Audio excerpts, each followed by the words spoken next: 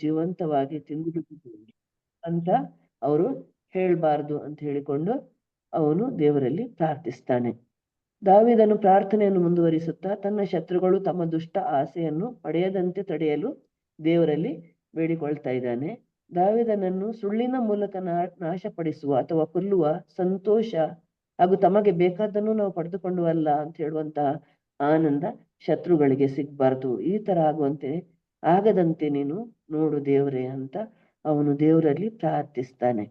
ದೇವರು ಶತ್ರುಗಳ ಪ್ರಯತ್ನವನ್ನು ವಿಫಲಗೊಳಿಸುತ್ತಾನೆ ಅಂತ ಹೇಳುವಂತ ಒಂದು ಭರವಸೆ ದಾವೀದನಿಗಿತ್ತು. ಅದರಿಂದಾಗಿ ಅವನು ಈ ರೀತಿಯಾಗಿ ದೇವರಲ್ಲಿ ಬೇಡಿಕೊಳ್ತಾನೆ. ದಾವೀದನ ಶತ್ರುಗಳು ಅವನನ್ನು ಒಂದು ಸಣ್ಣ ಪ್ರಾಣಿಯನ್ನು ನುಂಗಿದಂತೆ ಮುಳುಗಿಸಬಹುದು ಅಥವಾ ಸೋಲಿಸಬಹುದು ಅಂತ ಅವರು ತಿಳ್ಕೊಂಡಿದ್ರು. ಆದ್ರೆ ದೇವರು ಆತನನ್ನು ಇಸ್ರಾಯೇಲರ ಮೇಲೆ ರಾಜನಾಗಿ ಆರಿಸಿಕೊಂಡಿದ್ರು. ಅವನಿಗೆ ಸೋಲನ್ನು ಅನುಭವಿಸಲು ಎಂದಿಗೂ ದೇವರು ಬಿಡ್ಲಿಲ್ಲ.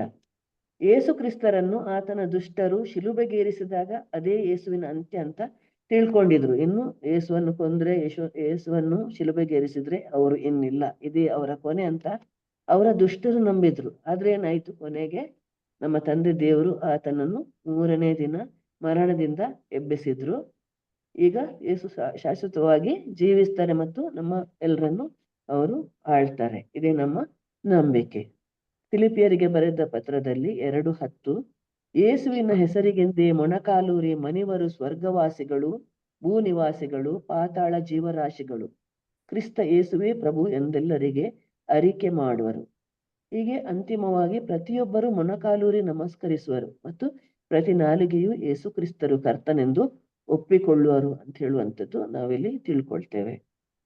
ಕೀರ್ತನೆ 35:26 ನನಗಾದ ಕೇಡನ್ನು ನೋಡಿ ಹಿಗ್ಗುವವರಿಗಾಗಲಿ ಸಿಗ್ಗು, ನನ್ನನ್ನು ಕುಗ್ಗಿಸಿ ಮೆರೆವವರನ್ನು ಮುಚ್ಚಲಿ ಲಜ್ಜೆಯ ಮುಸುಕು.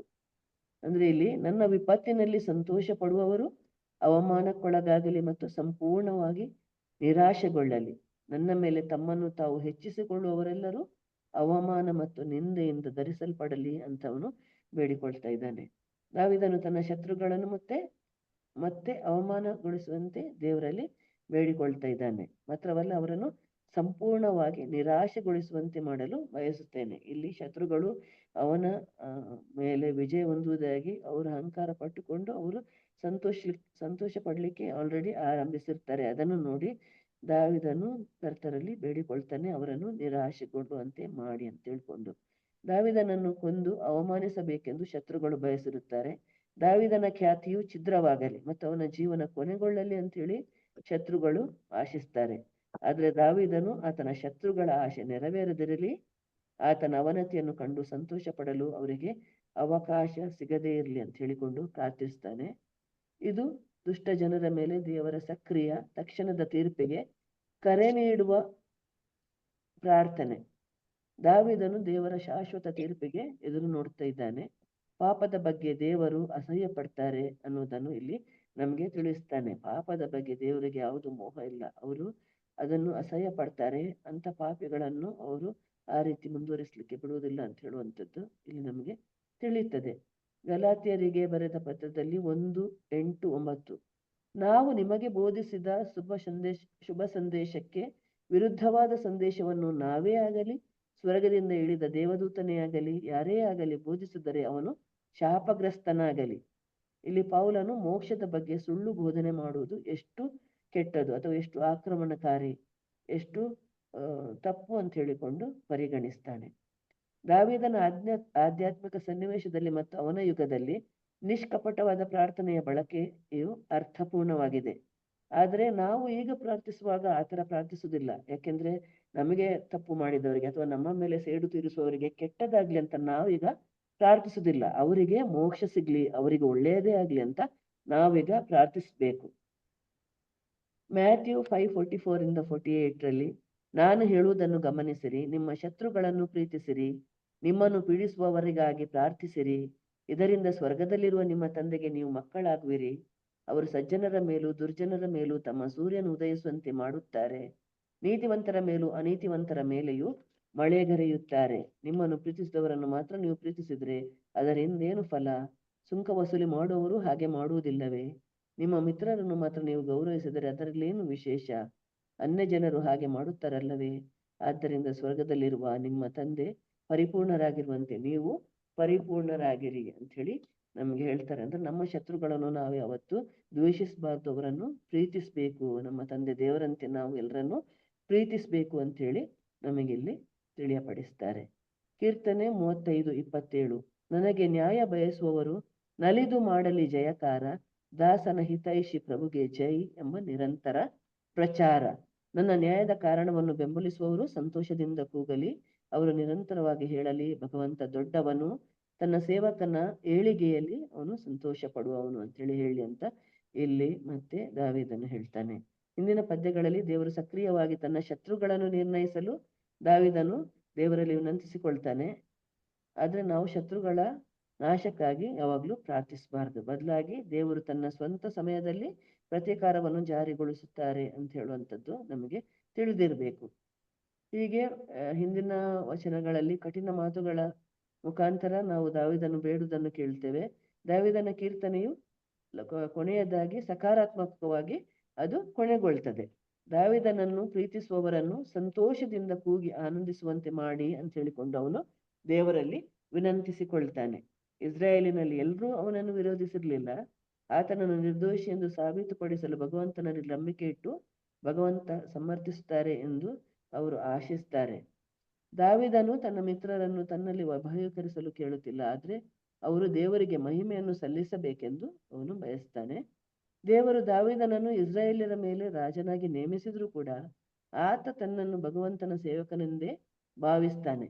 ಅಂತಹ ನಮ್ರತೆಯನ್ನು ನಾವು ಅಪೊಸ್ತಲ ಪೌಲನಲ್ಲೂ ಕಾಣಬಹುದು. ಅವನು ತನ್ನನ್ನು ಮತ್ತು ತಿಮೋತಿಯನ್ನು ತಾವು ಕ್ರಿಸ್ತ ಯೇಸುವಿನ ಸೇವಕರು ಎಂದು ಗುರುತಿಸಿಕೊಂಡನು. ಅದನ್ನು ನಾವು ಫಿಲಿಪಿಯನ್ಸ್ 1:1 ನೋಡ್ತೇವೆ. ನಾವು ಕ್ರಿಸ್ತ ಯೇಸುವಿನ ಸೇವಕರು. ನಾವು ಕೂಡ ಅಷ್ಟೇ. ನಮಗೆ ನಾವೇ ನಮ್ಮಿಂದಲೇ ಎಲ್ಲ ನಡೀತದೆ, ನಾವೇ ದೊಡ್ಡವರು ಅಂತ ಹೇಳಿಕೊಂಡು ಅಹಂಕಾರ ಪಡಬಾರ್ದು. ನಾವು ದೇವರ ಸೇವಕರಂತ ಹೇಳಿಕೊಂಡು ಮಾಡಬೇಕು. ಈಗ ಆಧ್ಯಾತ್ಮಿಕ ಜಗತ್ತಲ್ಲಿ ಏನಾಗ್ತದೆ, ತಮ್ಮನ್ನು ತಾವು ಪ್ರಮುಖ ವ್ಯಕ್ತಿಗಳು ಅಂತ ಹೇಳಿ ಭಾವಿಸುವಂಥದ್ದು ಅಥವಾ ದೇವರು ತಮ್ಮ ಸೇವಕನಂತೆ ಕಾಣುವ ಪ್ರಲೋಭನೆ ತುಂಬಾ ಜನರಲ್ಲಿ ಇದೆ. ಅದು ನಾವು ನೋಡ್ತೇವೆ. ಆದ್ರೆ ವಿಶ್ವಾಸಿಗಳಾದ ನಾವೆಲ್ಲರೂ ನಮ್ರತೆಯಿಂದ ನಮ್ಮನ್ನು ದೇವರ ಸೇವಕರೆಂದು ತಿಳಿಬೇಕು ಮತ್ತು ದೇವರನ್ನು ಯಾವತ್ತೂ ಮಹಿಮೆ ಪಡಿಸಲು ನಾವು ಪ್ರಯತ್ನಿಸಬೇಕು.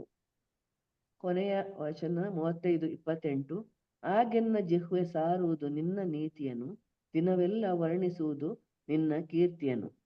ಆಗ ನನ್ನ ನಾಲಿಗೆಯು ನಿನ್ನ ನೀತಿಯನ್ನು ಪ್ರಕಟಿಸುತ್ತದೆ, ದಿನವಿಡೀ ನಿನ್ನ ಹೊಗಳಿಕೆಯ ಬಗ್ಗೆ ಮಾತನಾಡುತ್ತದೆ. ದೇವರು ಆತನನ್ನು ಸಮರ್ಥಿಸುತ್ತಾನೆ ಮತ್ತು ತನ್ನ ಶತ್ರುಗಳನ್ನು ಅವಮಾನಗೊಳಿಸುತ್ತಾನೆ ಎಂದು ಅವನು ನಂಬಿರ್ತಾನೆ. ಆತ ಭಗವಂತನ ಪ್ರೀತಿಯನ್ನು ಪ್ರಸಾರ ಮಾಡಲು ಮತ್ತು ನಿರಂತರವಾಗಿ ಭಗವಂತನನ್ನು ಸ್ತುತಿಸಲು ನಿರ್ಧರಿಸುತ್ತಾನೆ. ಅವನಿಗೆ ಮೊದಲೇ ತಿಳಿದಿದೆ, ದೇವರು ಅವನಿಗೆ ಯಾವತ್ತೂ ಬಿಟ್ಟು ಬಿಡೋದಿಲ್ಲ, ಅವನ ಪರವಾಗಿ ದೇವರು ಇರ್ತಾರೆ ಅಂತ ಹೇಳುವ ನಂಬಿಕೆ ಅವನಿಗಿರ್ತದೆ. ಅದಕ್ಕೋಸ್ಕರ ಅವನು ಪ್ರತಿ ಸಮಯದಲ್ಲೂ ದೇವರಿಗೆ ಕೃತಜ್ಞತೆ ಸಲ್ಲಿಸಲು ಅವನು ಯೋಚಿಸ್ತಾನೆ. ದಾವೀದನು ತನಗಾದ ಕಿರುಕುಳ ಹಾಗೂ ದುಃಖಗಳ ಕಾರಣ ವಿಷಾದದಿಂದ ಅಥವಾ ದೂರು ನೀಡುವ ಮೂಲಕ ಪ್ರತಿಕ್ರಿಯಿಸುವುದಿಲ್ಲ. ದೇವರು ಎಲ್ಲವನ್ನು ಸರಿಪಡಿಸ್ತಾರೆ ಎಂದು ನಿರೀಕ್ಷಿಸಿ ದೇವರು ತನ್ನ ಪರವಾಗಿ ಹೇಗೆ ನೀತಿವಂತನಾಗಿ ವರ್ತಿಸಿದನು ಅಂತ ಹೇಳಿಕೊಂಡು ಅವನು ನಮ್ಗೆ ತಿಳಿಸ್ತಾನೆ. ಅಪೊಸ್ತಲ ಪೇತ್ರನು ಕೂಡ ಹಾಗೆ ಕಿರುಕುಳಕ್ಕೊಳಗಾದ ಹೀಬ್ರೂ ಕ್ರೈಸ್ತರನ್ನು ತಮ್ಮ ಕಷ್ಟಾನುಭವವನ್ನು ಮೀರಿ ನೋಡಲು ಮತ್ತು ವಿಜಯದ ಅಂತ್ಯವನ್ನು ನಿರೀಕ್ಷಿಸುವಂತೆ ಪ್ರೋತ್ಸಾಹಿಸುತ್ತಾನೆ. 1 ಪೀಟರ್ 1:6-7 ನೋಡ್ತೇವೆ. ಸದ್ಯಕ್ಕೆ ನೀವು ಕೊಂಚ ಕಾಲ ಹಲವಿಧವಾದ ಪರಿಶೋಧನೆಗಳ ನಿಮಿತ್ತ ದುಃಖವನ್ನು ಅನುಭವಿಸಬೇಕಾಗಿದ್ದರೂ ಪ್ರತ್ಯಕ್ಷವಾಗಲಿರುವ ಆ ಸಿರಿ ಸಂಪತ್ತನ್ನು ಜ್ಞಾಪಿಸಿಕೊಂಡು ಹರ್ಷಚಿತ್ತರಾಗಿರಿ. ಪರಿಶೋಧನೆಗಳು ಬಂದೊದಗುವುದು ನಿಮ್ಮ ವಿಶ್ವಾಸವನ್ನು ಪುಟಬಿಡುವುದಕ್ಕಾಗಿಯೇ. ನಶಿಸಿ ಹೋಗುವ ಬಂಗಾರವೂ ಕೂಡ ಬೆಂಕಿಯಿಂದ ಪರಿಶೋಧಿತವಾಗುತ್ತದೆ. ಬಂಗಾರಕ್ಕಿಂತಲೂ ಬಹು ಅಮೂಲ್ಯವಾದ ನಿಮ್ಮ ವಿಶ್ವಾಸವು ಶೋಧಿತವಾಗಬೇಕು. ಆಗ ಮಾತ್ರ ಯೇಸು ಕ್ರಿಸ್ತರು ಪ್ರತ್ಯಕ್ಷವಾಗುವ ದಿನದಂದು ನಿಮಗೆ ಪ್ರಶಂಸೆ, ಪ್ರತಿಷ್ಠೆ ಹಾಗೂ ಪ್ರತಿಭೆ ದೊರಕುತ್ತದೆ. ಅಂದ್ರೆ ಇಲ್ಲಿ ಅದು ನಮಗೆ ಕಷ್ಟಗಳು ಬರುವುದು ನಮ್ಮನ್ನು ಪರಿಶೋಧಿಸಲಿಕ್ಕೆ, ನಮ್ಮನ್ನು ಟೆಸ್ಟ್ ಮಾಡಲಿಕ್ಕೆ. ಇದು ಕಷ್ಟಗಳು ಬಂದಾಗ ನಾವು ಬೇಸರ ಪಡಬಾರ್ದು. ನಾವು ಪ್ರತಿ ಕ್ಷಣದಲ್ಲೂ ಸಂತೋಷದಿಂದಿರಬೇಕು ಮತ್ತು ದೇವರ ಮೇಲೆ ಭರವಸೆಯನ್ನು ಇಡಬೇಕು ಅಂತ ಹೇಳಿಕೊಂಡು ಪೌಲನು ವಿಶ್ವಾಸಿಗಳನ್ನು ಯಾವಾಗಲೂ ಸಂತೋಷಿಸಿರಿ, ಎಡೆಬಿಡದೆ ಪ್ರಾರ್ಥಿಸಿರಿ ಮತ್ತು ಎಲ್ಲಾ ಸಂದರ್ಭಗಳಲ್ಲಿ ಕೃತಜ್ಞತೆಯನ್ನು ಸಲ್ಲಿಸಿರಿ ಉತ್ತೇಜಿಸ್ತಾನೆ. ಅದನ್ನು ನಾವು ಥೆಸಲೋನಿಕೇಯರಿಗೆ ಬರೆದ ಪತ್ರದಲ್ಲಿ ನೋಡಬಹುದು 5:16-18. ಹೀಗೆ ಈ ಕೀರ್ತನೆಗಳಲ್ಲಿ ನಾವು 3 ವಿಷಯಗಳನ್ನು ನೋಡ್ತೇವೆ. ತನ್ನ ಶತ್ರುಗಳ ಪಾಪ ಮತ್ತು ಕೆಟ್ಟದ್ದನ್ನು ಮಾಡಿದನ್ನು ದಾವೀದನು ಹೇಗೆ ವರ್ಣಿಸ್ತಾನೆ, ಅದೇ ರೀತಿ ಅವರನ್ನು ಜಯಿಸಲು ದೇವರಲ್ಲಿ ಬೇಡಿಕೊಳ್ತಾನೆ, ಮತ್ತೆ ಭಗವಂತನನ್ನು ಕೃತಜ್ಞತೆಯಿಂದ ಆರಾಧಿಸುವುದೆಂದೇಳಿ ಭರವಸೆ ನೀಡ್ತಾನೆ.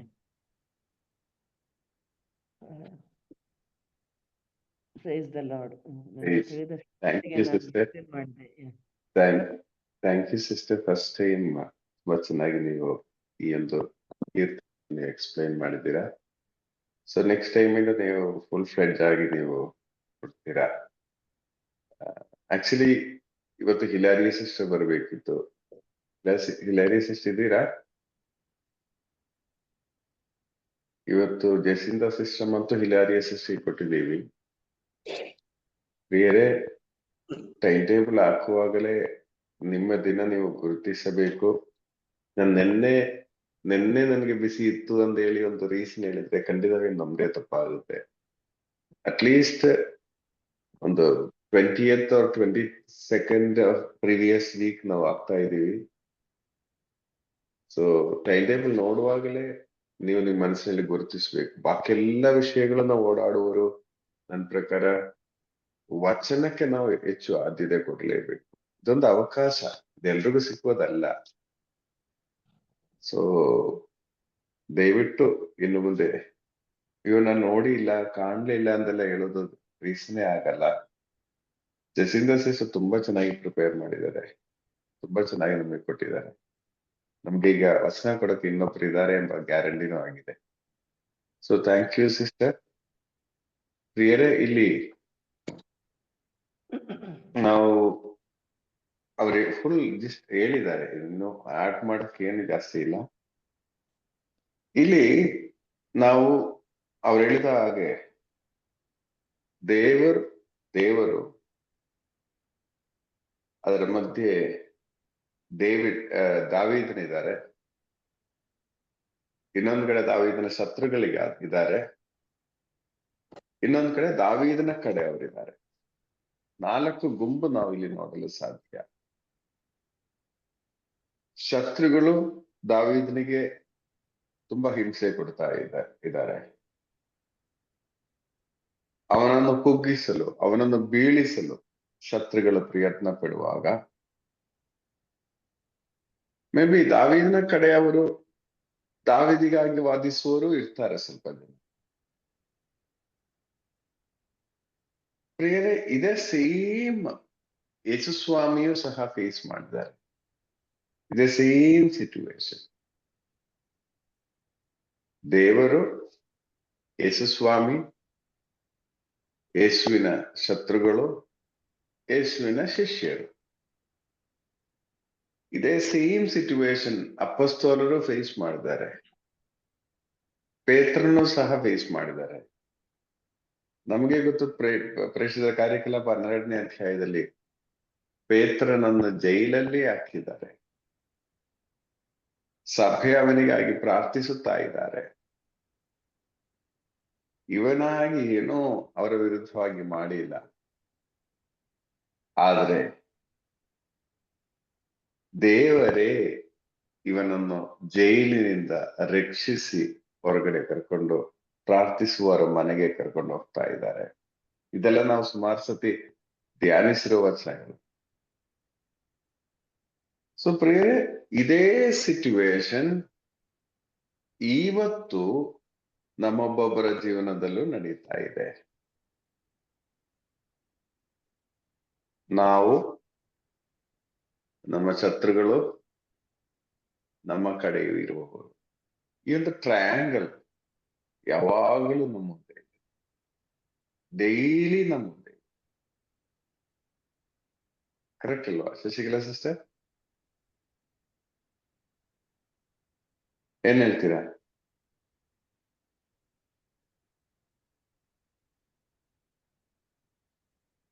ಹೌದು ಬ್ರದರ್. ಓಕೆ, ದಯಾಲ್ ನೀವೇನ್ ಹೇಳ್ತೀರಾ? ಬ್ರದರ್, ಈ ಒಂದು ಎತ್ತರ ಒಂದು ರೀತಿಯಲ್ಲಿ ಒಂದು ಟ್ರಯಾಂಗಲ್. ನಾವು, ನಮ್ಮವರು, ನಮ್ಮ ಶತ್ರುಗಳು. ಇದು ದಾವೀದನ್ ಫೇಸ್ ಮಾಡಿದ್ದಾರೆ, ಯೇಸುಸ್ವಾಮಿ ಫೇಸ್ ಮಾಡಿದ್ದಾರೆ, ಯೇಸುವಿನ ಶಿಷ್ಯರು ಫೇಸ್ ಮಾಡಿದ್ದಾರೆ. ನಾವು ಸಹ ದಿನೇ ದಿನೇ ಫೇಸ್ ಮಾಡ್ತಾ ಇದ್ದೀವಿ ಅಲ್ವಾ? ಹೌದು ಬ್ರದರ್. ಈಗ ಇಲ್ಲಿ ದಾವೀದನ್ ಯಾವ ರೀತಿ ಪ್ರತಿಕ್ರಿಯೆ ಮಾಡಿದ್ದಾರೆ, ಯೇಸುಸ್ವಾಮಿ ಯಾವ ರೀತಿ ಪ್ರತಿಕ್ರಿಯೆ ಮಾಡಿದ್ದಾರೆ, ಅಪೊಸ್ತಲರು ಯಾವ ರೀತಿ ಪ್ರತಿಕ್ರಿಯೆ ಮಾಡಿದ್ದಾರೆ, ನಾವು ಯಾವ ರೀತಿ ಪ್ರತಿಕ್ರಿಯೆ ಮಾಡ್ತೀವಿ, ಇಲ್ಲೇನೆ ಇದ್ರ ವ್ಯತ್ಯಾಸ ಇರೋದು. ಅದೇ ನಮ್ದೆಲ್ಲ ಬರೀ ದೂಷಣೆ. ಆ, ಆದ್ರೆ ಅವನು ಒಂಥರ ದೇವ್ರನ್ನೇ ಆಶ್ರಯಿಸ್ಕೊಂಡಂಗೆ, ಬಟ್ ಎಲ್ಲವನ್ನ ದೇವ್ರಿಗೆ ಒಪ್ಪಿಸ್ದಂಗೆ ಒಂಥರ ಪ್ರಾರ್ಥನೆ ಬ್ರದರ್. ಯಾ ನೋಡಿ, ದಾವೀದನು ಏನು ಅವನಾಗಿ ಶತ್ರುಗಳ ವಿರುದ್ಧವಾಗಿ ಮಾತಾಡ್ತಾ ಇಲ್ಲ, ಒಂದು ಮಾತು ಆಡ್ತಾ ಇಲ್ಲ ಅಲ್ವಾ? ಈ ದಾವೀದನ್ ಹೇಳ್ತಾ ಇದ್ರು ನೋಡಿ 22ನೇ ವಾಕ್ಯದಲ್ಲಿ, ಇಷ್ಟು ಅಂದ್ರೆ 19, 20, 21 ಶತ್ರುಗಳು ದಾವೀದನ ಮೇಲೆ ತೋರಿಸುವ ವಿಷಯಗಳು.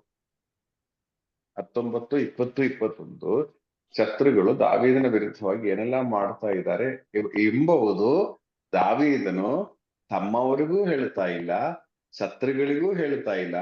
ಯಾರಿಗೆ ಹೇಳ್ತಾ ಇದ್ದಾರೆ? ದೇವರೇ. ದೇವರಿಗೆ ಹೇಳ್ತಾ ಇದ್ದಾರೆ. ಈ ಟ್ರಯಾಂಗಲ್ನ ಮಧ್ಯೆ ದೇವರು ಇದ್ದಾರೆ, ಅಥವಾ ಟ್ರಯಾಂಗಲ್ನ ಸರೌಂಡಿಂಗ್ ಅಲ್ಲಿ ದೇವರು ಇದ್ದಾರೆ. ಈ ದೇವರೇ ಈ ಒಂದು ಕಾರ್ಯದಲ್ಲಿ ನೀತಿಯನ್ನು ನಡೆಸಿಕೊಡಲು ಶಕ್ತಿ ಇರುವವರು. ಪ್ರಿಯರೇ, ದಾವೀದನ್ ನೋಡಿ 22ನೇ ವಾಕ್ಯದಲ್ಲಿ ಒಬ್ಬರು ಓದಿ. ನೀನೇ ನೋಡಿರುವೆ ಪ್ರಭು, ಇನ್ನು ಸುಮ್ಮನಿರಬೇಡ. ಸುಮ್ಮನಿರಬೇಡ. ಸ್ವಾಮಿ, ನನ್ನೊಡೆಯ ನನ್ನೊಡೆಯ ನನಗಿನ್ನಾದರೂ ದೂರವಾಗಿರಬೇಡ. ನೋಡಿ 22ನೇ ವಾಕ್ಯದಲ್ಲಿ ಹೇಳ್ತಾ ಇದ್ದಾರೆ, ಸ್ವಾಮಿ ನೀವು ನೋಡ್ತಾ ಇದ್ದೀರಾ. ಇಲ್ಲಿ ನಾವು ನೋಡ್ಬೇಕಾಗಿರೋ ವಿಷಯ ಏನಂದ್ರೆ, ನಾವು ಮಾತಾಡುವಾಗ ನಮ್ ಸೈಡ್ ಮಾತ್ರ ಮಾತಾಡ್ತೀವಿ, ನಮ್ಮ ಪ್ಲಸ್ ಪಾಯಿಂಟ್ಸ್ ಮಾತ್ರ ಮಾತಾಡ್ತೀವಿ. ಇಲ್ಲಿ ದಾವೀದನ ಅದೇನು ಹೇಳ್ತಾ ಇಲ್ಲ. ಸ್ವಾಮಿ ನೀವು ನೋಡ್ತಾ ಇದ್ದೀರಾ, ನನಗೆ ನನ್ನ ಶತ್ರುಗಳು ಏನ್ ಮಾಡ್ತಾ ಇದ್ದಾರೆ ಎಂಬುದು ಸ್ವಾಮಿ ನೀವು ನೋಡ್ತಾ ಇದ್ದೀರಾ. ಅದೆಷ್ಟು ಕಾನ್ಫಿಡೆಂಟ್ ಅಲ್ಲ ಬ್ರದರ್, ಖಂಡಿತ ಎಷ್ಟು ಕಾನ್ಫಿಡೆಂಟ್ ಆಗಿ, ಅದೇ ಎಷ್ಟು ಕಾನ್ಫಿಡೆಂಟ್ ಆಗಿ ಹೇಳ್ತಾ ಇದ್ದಾರೆ. ಅಂದ್ರೆ ದೇವರು ನಮ್ಮ ಮುಂದೆ ಇದ್ದಾರೆ, ಆ ಒಂದು ಕಾನ್ಫಿಡೆನ್ಸ್, ದೇವರು ನಮ್ಮ ಮುಂದೆ ಇದ್ದಾರೆ ಎಂಬ ಆ ಒಂದು ವಿಶ್ವಾಸ. ಈ ಶತ್ರುಗಳು ನನ್ನ ಮೇಲೆ ತೋರಿಸುವ ಸಕಲ ವಿಷಯಗಳು ದೇವರು 10,000 ಸೂರ್ಯನಿಗಿಂತ ಪ್ರಕಾಶ ಇರುವ, ಬ್ರೈಟ್ ಆಗಿರುವ ಅವರ ಕಣ್ಣುಗಳು ಇದು ಕಾಣ್ತಾ ಇದೆ. ಆದ್ರೆ ನಾವೆಷ್ಟೋ ಬಾರಿ ಹೇಳ್ತೀವಿ ದೇವರಿಗೆ ಕಣ್ಣಿಲ್ವಾ ಎಂದು. ಪ್ರಿಯರೇ, ನಮ್ಮ ಜೀವನದಲ್ಲಿರುವ ಒಂದು ಚುಕ್ಕಿಯೂ ಸಹ ದೇವರು ನೋಡ್ತಾರೆ. ನಮ್ಮ ಮುಖದಲ್ಲಿರುವ ಒಂದು ಕಪ್ಪು ಚುಕ್ಕಿಯೂ ಸಹ ಅವರು ನೋಡ್ತಾ ಇದ್ದಾರೆ. ಅವರಿಗೆ ಗೊತ್ತಿಲ್ಲದೆ ಅಲ್ಲ ಆ ವಿಷಯ. ಇದು ನಾವು ಅರ್ಥ ಮಾಡಬೇಕು. ಸ್ವಾಮಿ ನೀವು ನೋಡ್ತಾ ಇಲ್ವಾ? ನೀವು ಸುಮ್ಮನೆ ಇರಬೇಡಿ ಸ್ವಾಮಿ, ಮೌನವಾಗಿ ನೀವಿರಬೇಡಿ. ನೀವು ನನಗೆ ನ್ಯಾಯವನ್ನು ಒದಗಿಸಿ ಕೊಡಬೇಕು. ಪ್ರಿಯರೇ, ದಾವೀದನ ಮನುಷ್ಯರಿಗೆ ಹೇಳ್ತಾ ಇಲ್ಲ, ರೌಡಿಗಳಿಗೆ ಹೇಳ್ತಾ ಇಲ್ಲ, ಶತ್ರು ಸೈನ್ಯ ಅವರಿಗೆ ಹೇಳ್ತಾ ಇಲ್ಲ, ನ್ಯಾಯನ ಒದಗಿಸಿ ಕೊಡಿ ಅಂತ ಹೇಳಿ ದಾವೀದನು ದೇವರೆಡೆನೇ ಹೇಳ್ತಾ ಇರೋದು. ಯೇಸುಸ್ವಾಮಿ ಸಹ ಇದೇ ಹೇಳಿರುವುದು, ಪಿತನೇ ನಿಮ್ಮ ಚಿತ್ತವಾದರೆ. ದೇವಾ ಎಂದು ಹೇಳಿ ದೇವನಿಗೆ ಒಪ್ಪಿಸಿಕೊಟ್ರು.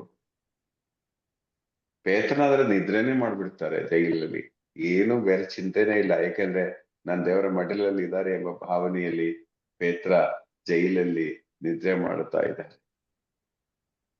ಪ್ರಿಯರೇ, ನಾವು ಮಾತ್ರ ಯಾಕೆ ನಮ್ಮದೇ ಲೆವೆಲಲ್ಲಿ ಹೋರಾಡಿ, ವಾದಿಸಿ, ಗುಂಪು ಸೇರಿಸಿ ಇದುವರೆಗೆ ಏನಾಗಿದೆ? ಏನಾದ್ರೂ ನ್ಯಾಯ ನಮ್ಗೆ ಸಿಕ್ಕಿ ಆಯ್ತಾ? ಯೋಚನೆ ಮಾಡಬೇಕು. ಏನೂ ನ್ಯಾಯ ಸಿಕ್ಕಿಲ್ಲ. ನಾವು ಮಾಡಿರೋ ಪ್ರಯತ್ನ ಎಲ್ಲ ವ್ಯರ್ಥ. ಇವತ್ತಾದ್ರೂ ನಾವು ಅರ್ಥ ಮಾಡಬೇಕು, ದಾವೀದನ ಎಷ್ಟೋ ವರ್ಷಗಳ ಹಿಂದೆ, ಸುಮಾರು 5,000 ವರ್ಷಗಳ ಹಿಂದೆ ಅರ್ಥ ಮಾಡಿದ್ದಾರೆ. ನನ್ನ ಶತ್ರುಗಳ ಮೇಲಿರುವ ನ್ಯಾಯ ನನ್ನ ಶಕ್ತಿಯಿಂದಲ್ಲ, ನನ್ನ ಭುಜ ಬಲದಿಂದಲ್ಲ, ನನ್ನ ಸೈನಿಕ ಶಕ್ತಿಯಿಂದಲ್ಲ, ದೇವರಿಂದಲೇ ನಡೆಸಿಕೊಡ್ಬೇಕು. ಇಸ್ರಾಯೇಲ್ ಜನರು ಅಷ್ಟು ವರ್ಷ ಈಜಿಪ್ಟಿನಲ್ಲಿ ಗುಲಾಮರಾಗಿ ಜೀವಿಸಿದಾಗ ಅವರ ದುಃಖವೂ ದೇವರು ಕಂಡರು, ಅವರ ವೇದನೆಗಳು ದೇವರು ಅನುಭವಿಸಿದ್ದಾರೆ.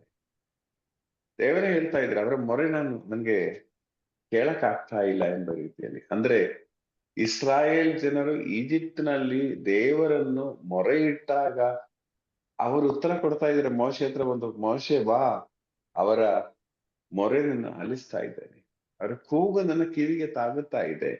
ಅದೇ ದೇವರೇ ನಮ್ಮ ದೇವರು. ಸೊ ಪ್ರಿಯರೇ, ಇಂತಹ ಸನ್ನಿವೇಶದಲ್ಲಿ ನೀವೇ ಹೇಳಿ, ಇಸ್ರಾಯೇಲ್ ಜನರನ್ನು ಈಜಿಪ್ತಿನಿಂದ ಕಾನಾನೂರಿಗೆ ಕರ್ಕೊಂಡು ಹೋದವರು ಯಾರು?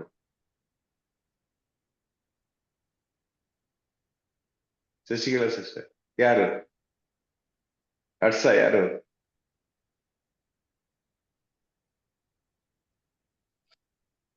ಉತ್ತರ ಕೊಡಿ. ಸರ್ವೇಶ್ವರ ಸೌಂಡ್ ಕೇಳ್ತಾ ಇಲ್ಲ. ಸರ್ವೇಶ್ವರ ಸ್ವಾಮಿ ಅವರೇ ಕರ್ಕೊಂಡು ಹೋದ್ರು. ಅದು ಮೋಶೆನಾ? ಅವ್ರ ಮುಖಾಂತರ ಇವ್ರೇ ಕರ್ಕೊಂಡು ಹೋದ್ರು. ಅಂದ್ರೆ ಮೋಶೆ ಒಂದು ಕ್ಲಾಸ್ ಲೀಡರ್ ಇದ್ದಂಗೆ ಅವ್ರ ಮುಖಾಂತರ ಇವ್ರ ಕರ್ಕೊಂಡ್ ಬಂದ್ರು ಬ್ರದರ್. ನಾವ್ ಏನ್ ಮಾಡ್ತೀವಿ ಅಂದ್ರೆ ಮೋಶೆ ಮೇಲೆ ನಾವು ತುಂಬಾ ಆಶ್ರಯಿಸ್ತೀವಿ ಅಲ್ವಾ?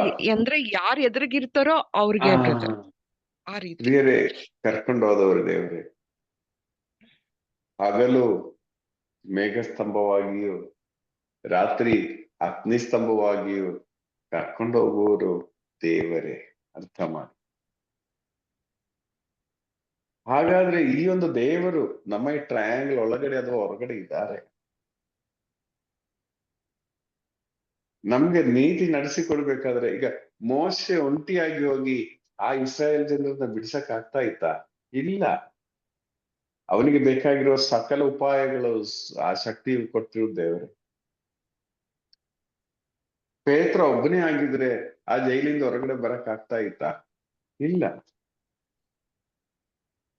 ಸೊ ಪ್ರಿಯರೇ, ನಾವು ಇಷ್ಟು ವಿಶ್ವಾಸದ ಬಗ್ಗೆ ಧ್ಯಾನಿಸಿದರು, ಹೇಗೋ ಆ ದೇವರನ್ನು ನೋಡಲು ನಾವು ಸ್ವಲ್ಪ ಹಿಂದೆ ಮುಂದೆ ನೋಡ್ತಾ ಇದೀವಿ. ಮನುಷ್ಯರನ್ನೇ ನಾವು ನೋಡ್ತಾ ಇದ್ದೀವಿ. ನಾವು ಯಾವಾಗ ಕೇಳ್ತಾ ಇರ್ತೀವಿ ಆ ಕ್ಷಣಕ್ಕೆ ಮಾತ್ರ ಅಷ್ಟೇ ಬ್ರದರ್ ನಮ್ ವಿಶ್ವಾಸ. ಮತ್ತೆ ಮನುಷ್ಯರನ್ನು ನೋಡೋ ಒಂದು ಅವಸ್ಥೆಗೆ ನಮ್ಗೆ ಆಗ್ತಾ ಇದೆ. ಅಂದ್ರೆ ನಮ್ಗೆ ಒಂದು ಡೌಟ್ ಏನಂದ್ರೆ, ಸುಮಾರು 700 ಕೋಟಿ ಜನ ಇದ್ದಾರೆ, ನನ್ನನ್ನು ನೋಡಕ್ಕೆ ಅವರಿಗೆ ಸ್ಪೇಸ್ ಇದೆಯಾ? ಅಲ್ವಾ? ಇಷ್ಟು ಜನರದ್ದು ಒಂದೇ ಸತಿ ನೋಡ್ಬೇಕಲ್ಲ. ನಾನ್ ಮಿಸ್ ಔಟ್ ಆಗಿದೆಯಾ ಎಂಬ ಡೌಟ್ ನಮ್ಗಿದೆಯೋ ಇಲ್ಲೋ ಗೊತ್ತಿಲ್ಲ. ಒಟ್ಟಿನಲ್ಲಿ ಪ್ರಿಯರೇ, ನಮ್ಮ ಜೀವನದ ಸಕಲ ಅವಸ್ಥೆಗಳಲ್ಲೂ ನಮ್ಗೆ ಉತ್ತರ ಆ ದೇವರೇ. ಆ ದೇವರು ಮಾತ್ರ. ಇದು ದಾವೀದನಿಗೆ ತುಂಬಾ ಪಕ್ಕಾ ಗೊತ್ತಿತ್ತು. ದಾವೀದನ ಪ್ರಾರ್ಥನೆ ನೀವು ನೋಡೋದಾದ್ರೆ ಎಷ್ಟು ಡೀಸೆಂಟ್ ಆಗಿರೋ ಪ್ರಾರ್ಥನೆ ಆಗಿದೆ. 23ನೇ ವಾಕ್ಯದಲ್ಲಿ, ಕರ್ತನೇ ನನಗೆ ನೀತಿ ನಡೆಸಿಕೊಡಿ. ಅಲ್ವಾ? ಕನ್ನಡದಲ್ಲಿ ಏನಿದೆ? ನನ್ನ ನನ್ನ ನ್ಯಾಯವನ್ನು ನ್ಯಾಯವನ್ನು ನಿರ್ಣಯಿಸು ದೇವ, ಎಚ್ಚೆತ್ತು ನನ್ನ ವಿವಾದವನ್ನು ವಿಚಾರಿಸು ಪ್ರಭು, ನೀನೆದ್ದು ನಿಂತು. ನೋಡಿ, ನನ್ಗೆ ಕೊಡಿ, ನನ್ಗೆ ಕೊಡಿ, ಕೊಡಿ ಕೊಡಿ ಪ್ರಾರ್ಥನೆ ಅಲ್ಲ ದಾವೀದನ್ ಮಾಡುವುದು. ಕರ್ತನೇ ನೀವು ಎದ್ದೇಳು, ನೋಡಿ ಇದನ್ನು ನ್ಯಾಯ ನೀತಿ ನೀವು ಬ್ಯಾಲೆನ್ಸ್ ಮಾಡಿ ನೋಡಿ. ನನ್ನ ನೀತಿ ಏನಿದೆ, ನನಗೆ ನೀತಿ ಇದ್ದರೆ ನನಗೆ ನಡೆಸಿ ಕೊಡಿ. ನೀವು ಅವರನ್ನೆಲ್ಲ ಸೋಲಿಸಬೇಕು, ಶತ್ರುಗಳನ್ನೆಲ್ಲ ಮಟ್ಟ ಮಾಡ್ಬೇಕು. ಇದೇನು ದಾವೀದನ ಪ್ರಾರ್ಥನೆ ಮಾಡ್ತಾ ಇಲ್ಲ. ಅದಕ್ಕೆ ನನ್ನ ಇದು ಇದೆ ನೀತಿ ನಿನ್ನ, ಹೇ ದೇವ, ನಿನ್ನ ನೀತಿಗನುಸಾರ ತೀರ್ಪು ಕೊಡು ಅಂತ ಲಾಸ್ಟ್ ಅದೊಂದು. ನಿಮ್ಮ ನೀತಿ ಏನಿದೆ, ನನ್ ಕಡೆ ಇದೆಯಾ ಅದು ಅವ್ರ ಕಡೆ ಇದೆ, ಅದ್ರ ಪ್ರಕಾರ ನಮ್ಗೇನೆ ಎಲ್ಲಾ ಫೇವರ್ ಮಾಡ್ಬೇಕಂದಿಲ್ಲ. ಆದ್ರೆ ನಿಮ್ಮ ನೀತಿಗೆ ಅನುಸಾರವಾಗಿ ನನ್ನಲ್ಲಿ ಏನಾದ್ರು ಉಳಿತಿದ್ರೆ ಅದ್ರ ಪ್ರಕಾರ ನನಗೆ ತೀರ್ಪು ಕೊಡಿ. ಮಾತ್ರವಲ್ಲ, ಅವ್ರು ಹೇಳ್ತಾ ಇದ್ದಾರೆ, ನನಗೆ ಗೊತ್ತು ನಿಮ್ಮ ನೀತಿಯಲ್ಲಿ ಅದರ ಪ್ರಕಾರನೇ ನಾನು ಕಾರ್ಯ ಮಾಡ್ತೀನಿ. ನನ್ಗೆ ಗೊತ್ತು ಅದು. ಆದುದರಿಂದ ಸ್ವಾಮಿ ನೀವು ನೋಡಿ, ಶತ್ರುಗಳು ನನ್ನ ಮೇಲೆ ಜಯಘೋಷ ಮಾಡಬೇಡಿ. ನನ್ನ ಮೇಲೆ ಅವರು ಜಯಘೋಷ ಮಾಡುವಾಗ ಅವರು ನನ್ಗಿಂತ ಮಿಗಿಲಾಗಿ ನಿಮ್ಮ ಮೇಲೆ ಜಯಘೋಷ ಮಾಡಿದ ಹಾಗೆ ಆಗ್ತದೆ. ಅಂದ್ರೆ ಈ ಒಂದು ಬಾಂಧವ್ಯ, ಈ ಒಂದು ಫರ್ಮ್ನೆಸ್, ಈ ಒಂದು ಗ್ಯಾರಂಟಿ ನಮ್ಗಿದ್ರೆ ಪ್ರಿಯರೇ, ನಮ್ಗೆ ಸಿಚುವೇಶನ್ ಬರುತ್ತದೆ. ಲೋಕದಲ್ಲಿ ಒಬ್ಬರೂ ಇಲ್ಲ ಶತ್ರುಗಳಿಲ್ಲದೆ ಇರುವವರು. ಶತ್ರುಗಳಂದ್ರೆ ಈ ತರ ನೋವಿಲ್ಲದೆ ಇರುವವರು ಯಾರು ಇಲ್ಲ. ಎಷ್ಟೇ ಗಣ್ಯ ವ್ಯಕ್ತಿಗಳಾದ್ರು, ಪುಣ್ಯ ವ್ಯಕ್ತಿಗಳಾದ್ರು, ಎಲ್ರಿಗೂ ಇದೆ ಈ ತರ ಒಂದು ಅವಸ್ಥೆಗಳು. ಸೊ ಪ್ರಿಯರೇ, ಇದರ ಮಧ್ಯೆ ಎಲ್ಲ ನ್ಯಾಯ ನಡೆಸಿಕೊಡ್ಬೇಕಾದವರು ದೇವರು ಮಾತ್ರ. ಸ್ವಾಮಿ ನಾನು ಅವರನ್ನು ಕೊಂದಾಕಬೇಕು ಅಂತ ಹೇಳ್ತಾ ಇಲ್ಲ. ನಾನು ನ್ಯಾಯವನ್ನು ಮಾಡಿದ್ದೇನೆ, ನೀತಿಯನ್ನು ಮಾಡಿದ್ದೇನೆ. ಅದರ ಮಧ್ಯೆ ಅವರು ನನ್ನ ಮೇಲೆ ಜಯವನ್ನು ಸಾಧಿಸಬೇಕು ಅಷ್ಟೇ. ಅವರು ಸೋಲ್ಬೇಕು ನಾನು ಹೇಳ್ತಾ ಇಲ್ಲ. ಅವರು ನನ್ನ ಮೇಲೆ ಜಯವನ್ನು ಇಲ್ಲ ಸಲ್ಲದೆ, ಅಂದ್ರೆ ಅನ್ಯಾಯವಾಗಿ ಅವರು ನನ್ನ ಮೇಲೆ ಜಯವನ್ನು ಸಾಧಿಸಬೇಡಿ. ಕಾರಣ 25ನೇ ವಾಕ್ಯದಲ್ಲಿದೆ, ಅವರು ಜಯ ಸಾಧಿಸ್ಬಿಟ್ರೆ ಏನಾಗ್ತದೆ ತಾವು ವಿನ್ ಆಗಿದ್ದೇವೆ ಅಂತ ಹೇಳಿ ಅವರಿಗೆ ನೋಡಿ. ನಾವು ವಿನ್ ಆಗಿದ್ದೀವಿ. ಇವರ ದೇವರು ಏನು, ಈ ಒಂದು ಪ್ರಶ್ನೆ ಅವರಿಗೆ ಬರುತ್ತೆ. ನನಗೂ ಮಾತ್ರ ಅಲ್ಲ, ನಿಮಗೂ ಇದೊಂಥರ ಇದಾಗ್ತದೆ.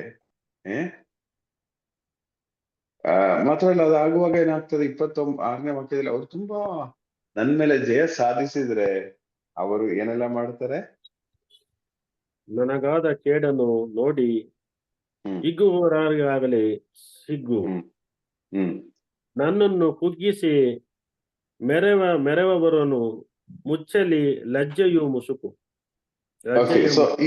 ಅಂದ್ರೆ ಈ ಒಂದು ಜಯಾಘೋಷ ಅವರು ಮಾಡಬಾರ್ದು. ಓಕೆ.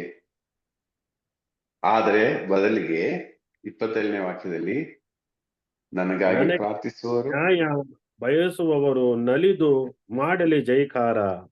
ಅವರು ಜಯಕಾರ ಮಾಡಬೇಕು. ಯಾರು ಜಯಕಾರ ಮಾಡಬೇಕು? ನ್ಯಾಯ ಬಯಸುವವರು, ನನಗಾಗಿ ಪ್ರಾರ್ಥಿಸುವರು, ಮಧ್ಯಸ್ಥಿಗೆ ಪ್ರಾರ್ಥನೆ ಮಾಡುವರು, ವಿನಃ ಪ್ರಾರ್ಥನೆ ಮಾಡುವರು, ಅವರು ಜಯಕಾರ ಮಾಡುವರು. ಸ್ವಾಮಿ, ಅದಕ್ಕೆ ಒಂದು ಅವಕಾಶ ನೀವು ಕೊಡಿ. ನನ್ನ ಶತ್ರುಗಳಿಂದ ಮಿಗಿಲಾಗಿ ನನ್ನ ಮಿತ್ರರು, ನನ್ನ ಕಡೆಯವರು, ನನಗಾಗಿ ಪ್ರಾರ್ಥಿಸುವರು, ಅವರು ನಿಜವಾಗಿ ಜಯಕಾರ. ಹೇಗೆ ದೇವರು ಇದು ಸಾಧಿಸಿಕೊಟ್ಟಿದ್ದಾರೆ. ಓಕೆ.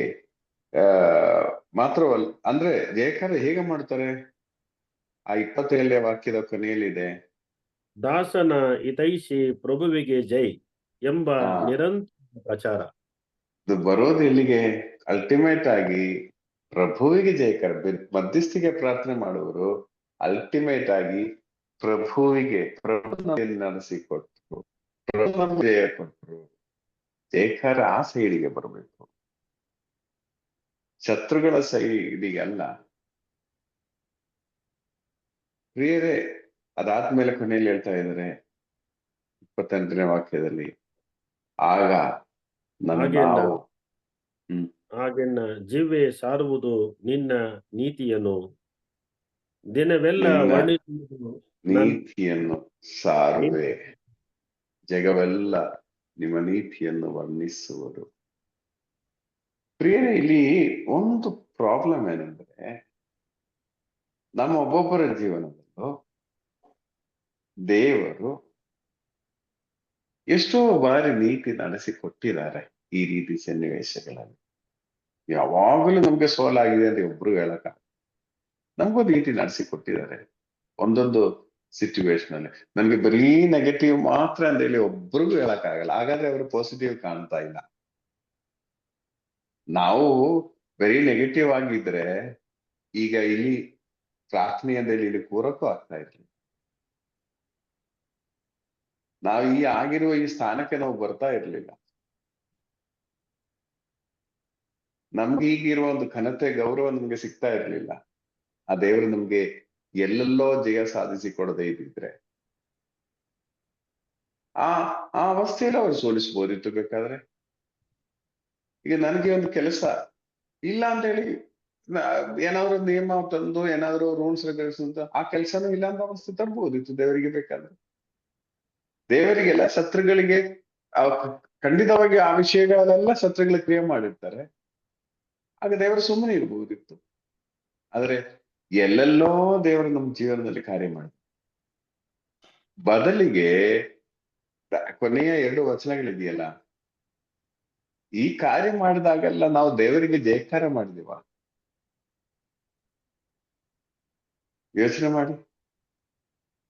ಈ ಕಾರ್ಯ ನಡೆದಾಗೆಲ್ಲ ನಮ್ ಮಿಸ್ಟೇಕ್ ಇದೇನೆ. ಅದರ ಬದಲು ಜಸ್ಟ್ ಏನೋ ಒಂದು ಪೂಜೆ ಮಾತ್ರ ಕೊಟ್ಟು ನಾವು ಪೂಜೆಗೂ ಹೋಗದೇ ಇರುವ ಅವಸ್ಥೆ ಆದ್ರೆ ಪ್ರಯೋಜನ ಇಲ್ಲ.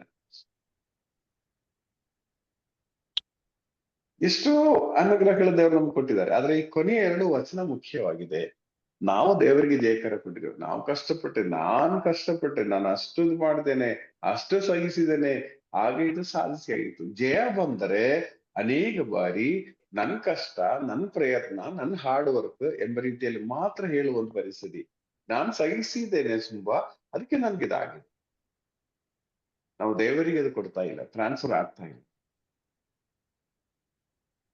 ಈ ಕಾರ್ಯ ಪ್ರತಿ ದಾವೀದ್ ನೋಡಿ ಪೂರ್ತಿ ಕೀರ್ತನೆ ನೋಡುವಾಗ ಅದರೆಲ್ಲ ಲಾಸ್ಟ್ ಸೆಂಟೆನ್ಸ್ ದೇವರಿಗೆ ಸ್ತೋತ್ರ, ದೇವರಿಗೆ ಜಯ, ಈ ರೀತಿನೇ ಬರುವುದು. ಈ ಕಷ್ಟಗಳ ಮಧ್ಯೆ ಎಲ್ಲ ದೇವರಿಗೆ ಜಯವಾಗಲಿ. ಪ್ರಿಯರೇ, ಇದು ನಾವು ಇದೇ ಸಿಚುವೇಶನ್ ಎಲ್ಲ ದಾಟಿ ಬರುವುದಾದರೂ ಎಷ್ಟೋ ಬಾರಿ ಈ ಕೊನೆಯ ಈ ಪದಗಳು ನಮ್ಮ ಜೀವನದಲ್ಲಿ ಎಷ್ಟರ ಮಟ್ಟದಲ್ಲಿದೆ ಅಲ್ವಾ? ಈಗ ಈ ಒಂದು ಪ್ರಾರ್ಥನೆ ನೋಡಿ, ಫಸ್ಟ್ 3 ಸೆಂಟೆನ್ಸ್ ಶತ್ರುಗಳ ಈ ತರ ಕಾರ್ಯ ಮಾಡ್ತಾ ಇದ್ದಾರೆ ಸ್ವಾಮಿ. ನಂತರ ಇರುವ 3-4 ಸೆಂಟೆನ್ಸ್ ಸ್ವಾಮಿ ನೀವು ಇದು ಕಂಟ್ರೋಲ್ ಮಾಡಿ. ನಂತರ ಬರುವ 2 ಸೆಂಟೆನ್ಸ್ ಸ್ವಾಮಿ ನೀ ಇದು ಮಾಡುವಾಗ ಶತ್ರುಗಳಿಗೆ ಹೀಗೆ ಸಂಭವಿಸ್ತದೆ. ನಂತರ ಇರುವ 2-3 ಸೆಂಟೆನ್ಸ್ ನೀವು ನನಗೆ ಜಯ ಕೊಡುವಾಗ ನನಗಾಗಿ ಪ್ರಾರ್ಥಿಸುವವರು ನನ್ನವರು ನಿಮ್ಮನ್ನು ಸ್ತುತಿಸ್ತಾರೆ. ಅಂಡ್ ಕೊನೆಯ ಸೆಂಟೆನ್ಸ್ ಸ್ವಾಮಿ ನಾನು ನಿಮ್ಮನ್ನು ಜೀವನ ಕಾಲವೆಲ್ಲ ಸ್ತುತಿಸುತ್ತೇನೆ. ಬೇರೆ ಇದರಲ್ಲಿ ಕಂಪ್ಲೇಂಟ್ ಹೇಳಿರೋದು ಬರೀ 3 ಸೆಂಟೆನ್ಸ್. ಕಂಪ್ಲೇಂಟ್ ಎಂದು ಹೇಳಕ್ಕಾಗಲ್ಲ, ಸ್ವಾಮಿ ನೀನು ನೋಡ್ತಾ ಇಲ್ವಾ? ಆದ್ರೆ ನಾವು ಪ್ರಾರ್ಥಿಸುವಾಗ 10 ಸೆಂಟೆನ್ಸ್ ಅಲ್ಲಿ 9 ಸೆಂಟೆನ್ಸ್ ಕಂಪ್ಲೇಂಟ್ ಹೇಳುವರು. ಯೋಚನೆ ಮಾಡಿ ನೋಡಿ. ನಿಜವಾಗಿ ಹೇಳುವುದಾದ್ರೆ ಈ ಕೀರ್ತನೆ ನಮ್ಗೆ ತುಂಬಾ ಒಂದು ಮಾದರಿಯಾಗಿದೆ, ಮಾಡೆಲ್ ಆಗಿದೆ. ನಮ್ಮ ಜೀವನಕ್ಕೆ, ಆಧ್ಯಾತ್ಮಿಕ ಜೀವನಕ್ಕೆ, ನಮ್ಮ ಆ ಒಂದು ಮೋರಲ್ ಲೈಫಿಗೆ, ಪ್ರಾರ್ಥನಾ ಜೀವನಕ್ಕೆ ತುಂಬಾ ನಮ್ಗೆ ಮಾದರಿಯಾಗಿ ಹೆಲ್ಪ್ ಆಗಿ ನಮ್ಗೆ ನಿಂತಿದೆ ಈ ಒಂದು ಉತ್ತಮ ಮಾರ್ಗದರ್ಶನ ಅಂತ ಹೇಳ್ಬೋದು. ಖಂಡಿತವಾಗಿ. ಸೊ ಅದರಿಂದ ಪ್ರಿಯರೇ, ನಮ್ಗಿನ್ನೂ ನಮ್ಮ ವಿಶ್ವಾಸದಲ್ಲಿರುವ ಸ್ವಲ್ಪ ಏರುಪೇರುಗಳೆಲ್ಲ ಈ ಕೀರ್ತನೆಗಳ ಧ್ಯಾನಿಸುವುದಷ್ಟು ಆಗಬೇಕು, ಕ್ಲಿಯರ್ ಆಗುತ್ತೆ. ನೋಡಿ, ನಾವು ಈಗ ಹಿಂದಿರುಗಿ ನಾವು ಹುಡುಕೋದಾದ್ರೆ ನನ್ನ ಜೀವನದಲ್ಲಿ ಶತ್ರುಗಳ ಮೇಲೆ ದೇವರು ಜಯ ಕೊಟ್ಟ ಎಷ್ಟೋ ಸನ್ನಿವೇಶಗಳು ಪ್ರತಿಯೊಂದು ದಿನವೂ ನಾವು ನೋಡ್ಬೋದು. ಮೇ ಬಿ ಕೆಲಸ ಮಾಡೋ ಸ್ಥಳದಲ್ಲಿ ಶತ್ರುಗಳು ನಮ್ಮನ್ನು ಕುಗ್ಗಿಸಲು ಡೈಲಿ ಟ್ರೈ ಮಾಡ್ತಾ ಇರ್ತಾರೆ. ಆದ್ರೆ ಅಲ್ಲೆಲ್ಲ ಜಯ ಕೊಟ್ಟಿರುವ ಸಮಯಗಳೆಷ್ಟಿದೆ ನಾವು ಗುರುತಿಸಿದ್ರೆ ಮಾತ್ರ ನಾನು ದೇವರಿಗೆ ಸ್ತೋತ್ರ ಸಲ್ಲಿಸಲು ಸಾಧ್ಯ. ಆದ್ರೆ ನಮ್ಗೆಲ್ರಿಗೂ ಇರೋ ಮಿಸ್ಟೇಕ್ ಏನಂದ್ರೆ ಜಯ ಆಗ್ಬಿಟ್ರೆ ಅದು ನನ್ನ ಕಷ್ಟ, ನನ್ನ ಪ್ರಯತ್ನ, ಆಗ ದೇವರನ್ನು ಮರ್ತು ಬಿಡ್ತಿದ್ವಿ. ಶತ್ರುಗಳು ಬರುವಾಗ ಮಾತ್ರ ನಾವು ದೇವರ ಮೇಲೆ ಆಗ್ತೀವಿ, ಸ್ವಾಮಿ ನೀವ್ ಯಾಕೆ ನಂಗೆ ಈ ಶತ್ರುಗಳು ಕೊಟ್ಟಿರುವುದು? ನೀವು ಕಾಣ್ತಾ ಇಲ್ವಾ? ಸೊ ಪ್ರಿಯರೇ, ನಮ್ ಪ್ರಾಕ್ಟೀಸ್, ನಮ್ ಲೈಫ್ ಶತ್ರುಗಳನ್ನು ಕಂಪ್ಲೇಂಟ್ ಮಾಡಿ ನಮ್ಗೇನು ಜಯ ಸಾಧಿಸಲು ಸಾಧ್ಯ? ದೇವರಿಗೆ ನಿಮ್ ಟೈಮಿಗೆ ನೀವು ಅವರನ್ನ ಏನ್ ಬೇಕಾದ್ರು, ಆದ್ರೆ ನಾನು ನಿಮ್ಗೆ ಸ್ತೋತ್ರ ಸಲ್ಲಿಸಬೇಕು. ಪ್ರಿಯರೇ, ಈ ಒಂದು ಆಟಿಟ್ಯೂಡ್ ನಮ್ಗೆ ಬರುವಾಗ ನಮ್ಮ ಪ್ರಾರ್ಥನಾ ಜೀವನವು, ನಮ್ಮ ಬಹಿರಂಗವಾಗಿ ನಾವು ಜೀವಿಸುವ ಈ ಜೀವನವೆಲ್ಲ ಸಂತೋಷದಿಂದ ಆಗ್ತದೆ. ಎಲ್ಲ ಸಹನಗಳ ಮಧ್ಯೆನೇ ನಾವು ಬದುಕುವುದು. ಹೌದು, ಒಬ್ಬೊಬ್ಬರಿಗೂ ಇಲ್ಲಿ ಈಗ 14 ಜನ ಇದ್ದಾರೆ. 14 ಜನರಿಗೂ ಅವರದೇ ಆಗಿರೋ ಸಫರಿಂಗ್. ಜಯಶೀಲ ನಿಮ್ಗೆ ಸಫರಿಂಗ್ ಇಲ್ವಾ? ನಿಮ್ದೇ ಆಗಿರುವ ಎಷ್ಟೋ ಸಫರಿಂಗ್ ಇದೆ ಅಲ್ವಾ? ಹೌದು. ಎಷ್ಟೋ ಕಷ್ಟಗಳಿದೆ. ಅಡ್ಸ ನಿಮ್ಗೆ ಕಷ್ಟ ಇಲ್ವಾ? ಅಲ್ವಾ? ಇದೆ ಸರ್. ನೋಡಿ, ಇದು ಇಲ್ಲದೆ ಇರುವ ಯಾವ ಈವನ್ ನಾವು ಅಮೇರಿಕನ್ ಪ್ರೆಸಿಡೆಂಟ್ ಈಗ ಆಗಿ ಬರುವವರು ಯಾರು ಬರ್ಲಿರುವವರು? ಟ್ರಂಪ್, ಡೊನಾಲ್ಡ್ ಟ್ರಂಪ್ ಅನ್ನು ಕರೆದು ನೋಡಿ, ನಿಮ್ಗೆ ಸಫರಿಂಗ್ ಇಲ್ವಾ ಅಂತ ಕೇಳಿ ನೋಡಿ. ಅವ್ರಿಗಿರುವ ದೊಡ್ಡ ಲಿಸ್ಟ್ ಇರ್ತದೆ. ಇದು ಇಲ್ಲದೆ ಇರುವ ವ್ಯಕ್ತಿಗಳು ಯಾರು? ಎಲೆಕ್ಷನ್ ಟೈಮ್ ಅಲ್ಲಿ ಅವ್ನು ಶೂಟ್ ಮಾಡ್ಲಿಕ್ಕೆ ಹೋಗಿದ್ರಲ್ಲ. ಅದೇ ಅವ್ನ ಜೀವದ ಬೆದರಿಕೆ ಎಷ್ಟೋ ಈಗಲೂ ಇದೆ. ಪ್ರಿಯರೇ, ನಾನು ಹೇಳೋದೇನಂದ್ರೆ, ಇದು ನನ್ಗೆ ಮಾತ್ರ ಅಲ್ಲ ಇದಿರುವುದು, ಆದ್ರೆ ನಾವು ಯಾವ ರೀತಿ ಇದನ್ನು ಡೀಲ್ ಮಾಡ್ತಾ ಇದೀವಿ ಅಲ್ಲಿ ನಮ್ ಜಯ. ಈ ದಾವೀದನ ಹಾಗೆ ನೋಡಿ, ಟ್ರಂಪ್ದೊಂದು ಸ್ಪೆಷಲ್ ನೋಡೋದಾದ್ರೆ, ಆ ಶೂಟಿಂಗ್ ಬಂದಾಗಲೂ ಅದಾದ್ಮೇಲೆ ಜೀಸಸ್ ನನ್ನನ್ನು ಕಾಪಾಡಿದ್ದಾರೆ ಅಂತೇಳಿ ಬೋಲ್ಡ್ ಆಗಿ ಟ್ರಂಪ್ ಹೇಳಿದೆ. ನಾವು ಹೇಳ್ತೀವಿ ಎಲ್ಲಾ ಮುಗಿಸಿ ಎಲ್ರಿಗೂ ಥ್ಯಾಂಕ್ಸ್ ಹೇಳಿ ಕೊನೆಯಲ್ಲಿ ಪ್ರೈವೇಟ್ ಆಗಿ ಬಂದು ಸ್ವಾಮಿ ಅಂತ ಹೇಳೋದಕ್ಕಿಂತ ಎಲ್ರ ಮುಂದೆ ಹೇಳಕ್ ನಮ್ಗೆ ಧೈರ್ಯ ಇದೆಯಾ? ದೇವರು ನನ್ನನ್ನು ಕಾಪಾಡಿದ್ದಾರೆ ಸ್ವಾಮಿ. ಈ ವಿಷಯ ನಾನು ಹೇಳುದು, ಇವತ್ತಿಂದ ನೀವು ನೋಡಿ, ನಮ್ ಜೀವನದಲ್ಲಿ ಇಂತಹ ಶತ್ರುಗಳು ಬರುವಾಗ ಅವರನ್ನು ನೇರ ಮಟ್ಟ ಮಾಡಲು ನಮ್ ಶಕ್ತಿ ಉಪಯೋಗಿಸುವುದು ನಮ್ ಸೋಲು.